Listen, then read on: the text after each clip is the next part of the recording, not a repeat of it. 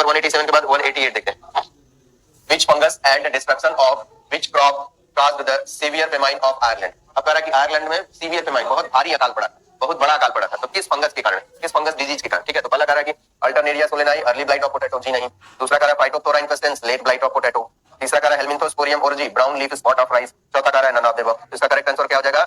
Late blight of potato, यानी phytophthora infestans से late blight of potato होता है, जिसके कारण बहुत भयंकर अकाल पड़ा था आयरलैंड में। तो यही डिजीज हो गया था, वहां के लोग आलू खाने के लिए मर गए थे। ठीक है, तो इसी को हम लोग बोलते हैं मतलब सीवियर फेमाइन इन आयरलैंड। किसके कारण? Late blight of potato. किस फंगस के कारण? Phytophthora infestans. ठीक है, चलिए क्वेश्चन नंबर 188 के बाद देखिए 189 क्या रहा है? Due to which disease the famous Bengal famine occurred. अब उधर पे आयरलैंड का बात कर रहे हैं, यहाँ पर बंगाल फेमाइन, यानी बंगाल में क्यों? क्योंकि बंगाल को आपको पता होगा कि बंगाल के लोग ज्यादातर खाते क्या है? Rice plus fish.